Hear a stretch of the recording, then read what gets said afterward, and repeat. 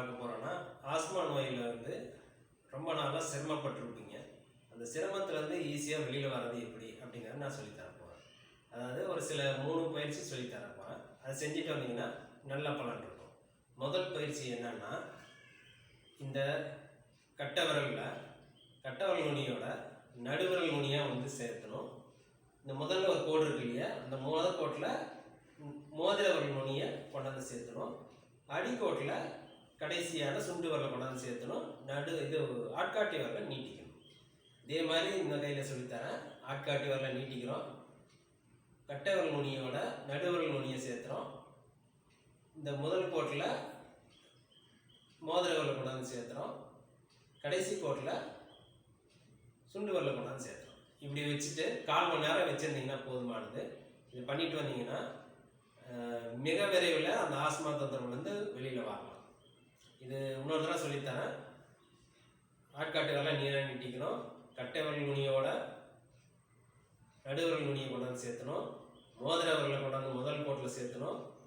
இந்த சுண்டு விரலை கொண்டாந்து அடிக்கோட்டில் சேர்த்தணும். இப்படி 2 கையிலையும் பண்ணிவிட்டு டெய்லி ஒரு 1/4 மணி நேரம் செஞ்சுட்டு வந்தீங்கன்னா மிக சிறந்த பலனை கொடுக்கும். அடுத்த பயிற்சி என்னன்னா, இந்த முழங்கை இருக்கு. முழங்கையில் இப்படி குருவிவாக வச்சுக்கிட்டு இப்படி ஒரு 200 தடவை தட்டணும். தட்டி முடிச்சுட்டு இந்த நடுவில் இந்த மணிக்கட்டுக்கும் முழங்கைக்கும் நடுவில் இருக்கிற பகுதியில் இப்படி ஒரு 100 தடவை தட்டணும்.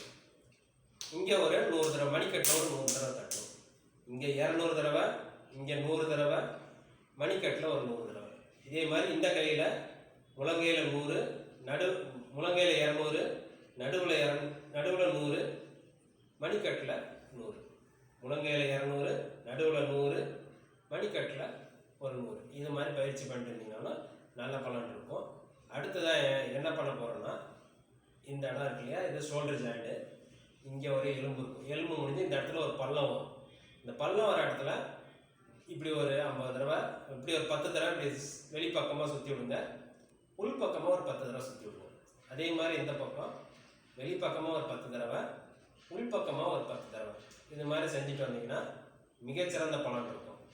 இதெல்லாம் செஞ்சு முடிச்சுட்டு நார்மலாக இருக்கும்போது என்ன பண்ணணும்னா, இந்த இந்த நுரையீரல் பகுதிக்கும் இதய பகுதிகளுக்கும் அந்த தசைகளுக்கும் சதைகளுக்கும் ஒரு பலம் கொடுக்கக்கூடிய ஒரு சின்ன பயிற்சி. இப்படி 2 கை விரல்களையும் கொக்கி மாதிரி போட்டு இழுத்துக்கணும். இழுத்துட்டு ஒரு 5-6 சுவாசம் இழுக்கணும். ஆழமான மூச்சு இழுத்துட்டு அப்படி விட்டுட்டு அடுத்து இந்த பக்கம் எப்படி திருப்பி ஒரு 5-6 சுவாசம் இழுக்கணும். இது மாதிரி 6லேருந்து 12 தடவை இப்படி செஞ்சுட்டு வந்தீங்கன்னா மிகச்சிறந்த பலன் இருக்கும். இதை செய்கிறதுனால உடனே இருமல் குறைய ஆரம்பிக்கும். சாதாரண இருமலில் உள்ளவங்க கூட இதை இப்படி செஞ்சுட்டு வந்தீங்கன்னா இருமல் குறையாத நீங்கள் கண்கூட பார்க்கலாம். இது மாதிரி ஒரு 6 தடவை அல்லது 12 தடவையில் கூட அது ஹையஸ்ட்டாக 12 தடவை செய்யலாம். இல்லைன்னா 6 தடவை செஞ்சிங்கன்னா போதுமானது. இப்படி பண்ணும்போது ஒரு பகுதிக்கு செய்யும்போது 6 தடவை மூச்சு இழுத்து விடணும். இப்படி 6 தடவை மூச்சு விட்டதுக்கப்புறம் அடுத்து இப்படி திருப்பிக்கணும். இதில் ஒரு 6 மூச்சு. அப்புறம் இப்படி மாற்றி செஞ்சுட்டு வந்தீங்கன்னா ஒரு 5-6 முறை செஞ்சீங்கனால நல்ல பலன் இருக்கும். இந்த பகுதியில் நல்ல பலம் அடையும். இதை நீங்கள் செஞ்சு மிகச்சிறந்த பலனை விரைவில் கண்டடைவீங்க என்று நம்பிக்கையுடன் கூறுகிறேன்.